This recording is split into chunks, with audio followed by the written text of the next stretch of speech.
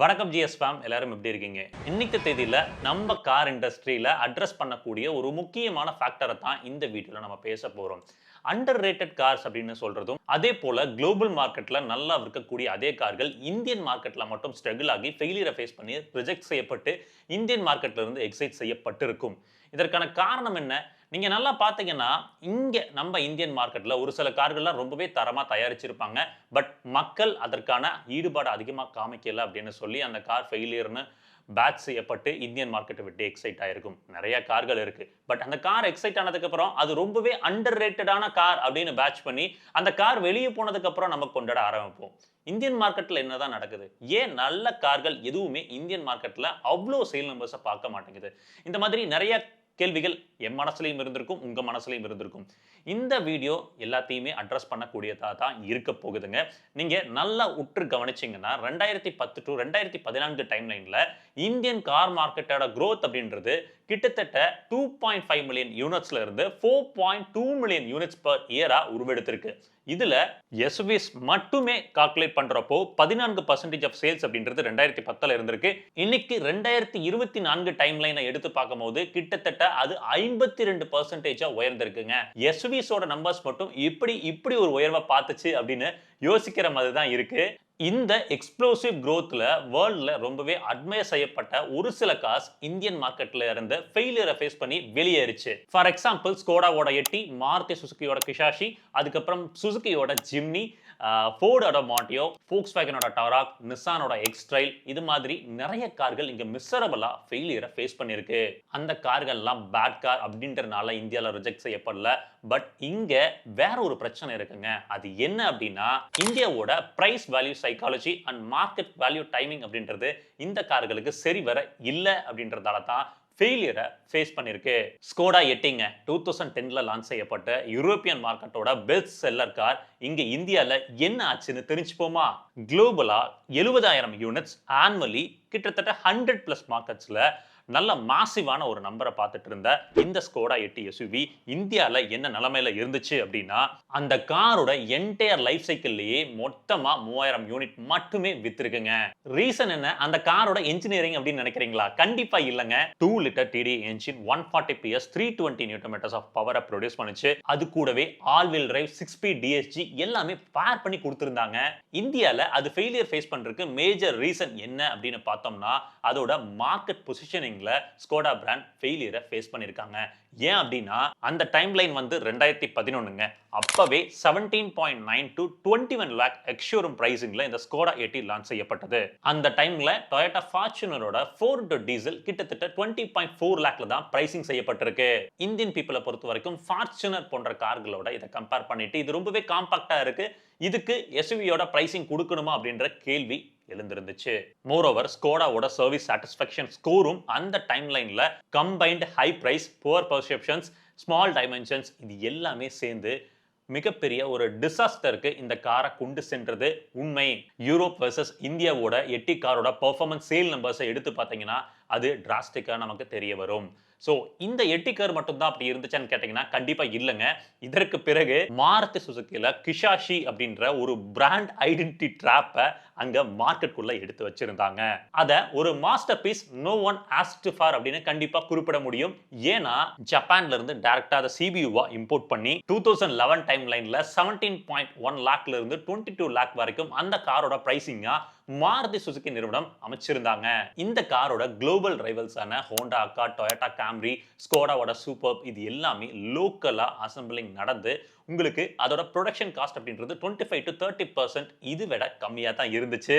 Maruti சுசுகியோட brand image சீலிங்னு ஒன்று இருந்துச்சு. அதை தாண்டி இந்த காரோட ஆன் ரோட் பிரைசிங் வைக்கப்பட்டுச்சு. கிட்டத்தட்ட ஆன் ரோட் 25 lakhs இந்த கிஷாஷி வந்துச்சுங்க. அதுதான் ஒரு மிகப்பெரிய பேரியரா இருந்துச்சு.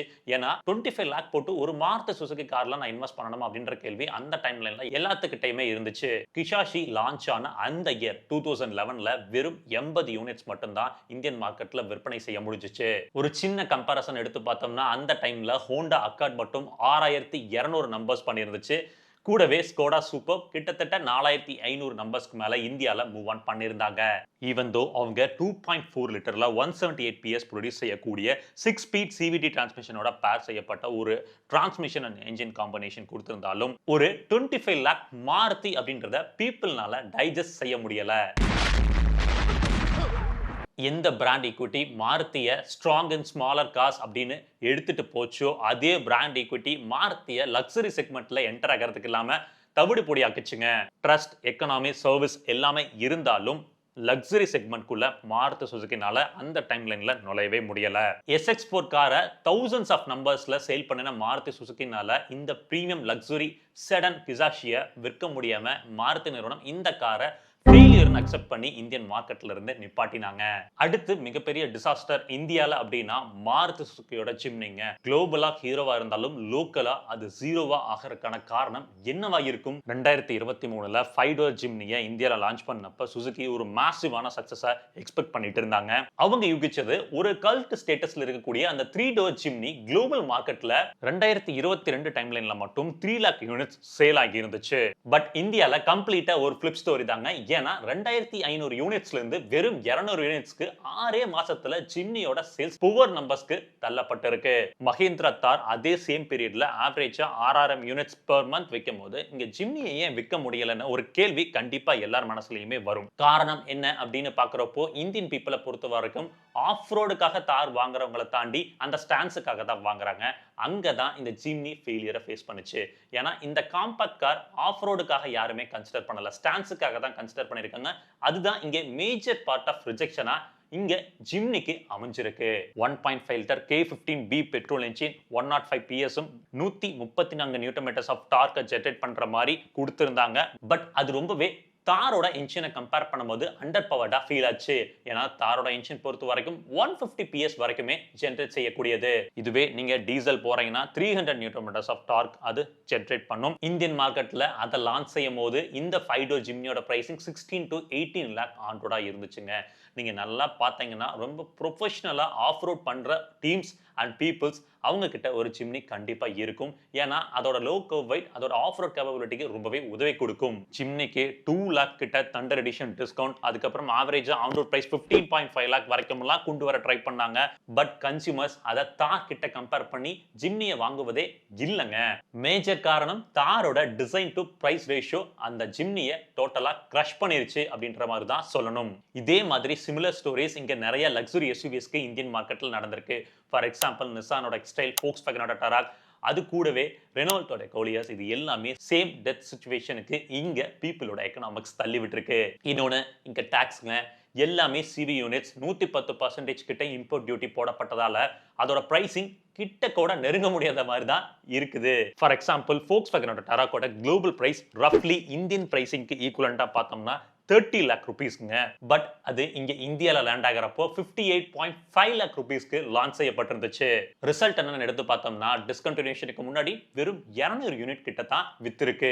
ரெனோ கோலியோஸ் குளோபலி ஒரு பெஸ்ட் செல்லரா இருந்தாலும் இங்க வெறும் 500 யூனிட்ஸ் தான் விற்க முடிச்சது.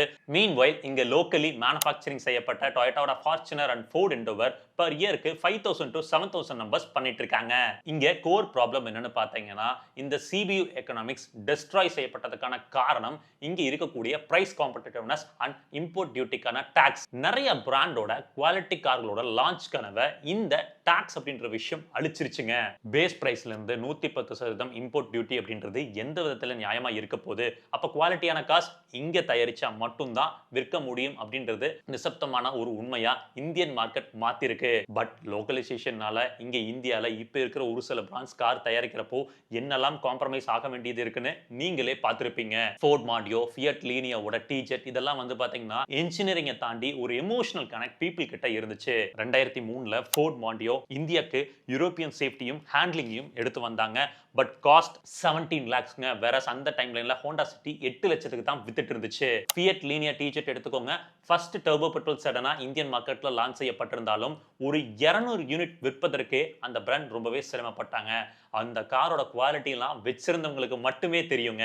என்ன பொறுத்த வரைக்கும் அன்னைக்குல இருந்து இன்னைக்கு வரைக்குமே India not ready for enthusiast cars அப்படின்ற மாதிரியே தோணுதுங்க. இங்க ஃபியூச்சர் ரிச் வேல்யூ சென்ட்ரிக் கார்ஸுக்கான மதிப்பு தான் அதிகமா இருக்குதே வழியே ஒரு என்தூசியாஸ்ட் கார்ஸ் அண்ட் குளோபலா இருக்கக்கூடிய ஒரு யூரோப்பியன் பெல்ட்ல நல்ல காஸ்ட்லியான ஒரு ப்ராடக்ட் இங்க எடுத்துட்டு வந்தா ஃபெயிலியர் மட்டுமே ஃபேஸ் செய்யப்படுது. இங்க என்ஜினியரிங்னால அந்த கார்கள்லாம் ஃபெயிலியர் ஆகலங்க. நல்லா நோட் பண்ணீங்கன்னா இந்தியன் பீப்பிளோட அண்டர்ஸ்டாண்டிங் அது கூடவே இந்த இம்போர்ட் டாக்ஸ்னால தான் அந்த கார்கள்லாம் ஃபெயிலியரை ஃபேஸ் பண்ணிருக்கு. ஒரு சின்ன டேட்டாவை wrap up பண்ணிட்டு மீதம் விஷயங்களை புரிஞ்சுக்கலாம். இந்த டேபிளை பாருங்க. ஸ்கோடா எட்டியோட குளோபல் சேல்ஸ் 70,000 இருக்கும்போது இந்தியாவில் 1000 நம்பர்ஸ் பண்றதுக்கே மிகப்பெரிய சிரமமா இருந்திருக்கு. காரணம் ஸ்மால் அண்ட் ஓவர் பிரைஸ்ட். இதுவே மாருதியோட கிஷாஷி எடுத்துக்கிட்டீங்கன்னா குளோபலா 40,000 நம்பர்ஸ், இங்க 80 நம்பர்ஸ்ங்க. எந்த அளவுக்கு பிராண்ட் வேல்யூ மிஸ்மேட்ச் ஆகி இருந்துச்சுன்னா கிஷாஷிக்கு இந்த நிலைமை இருந்திருக்கும். சுசுகியோட சிம்னி இன்னைக்கும் ஜாப்பனீஸ் மார்க்கெட்ல வெயிட்டிங் பீரியட்லாம் இருக்கு.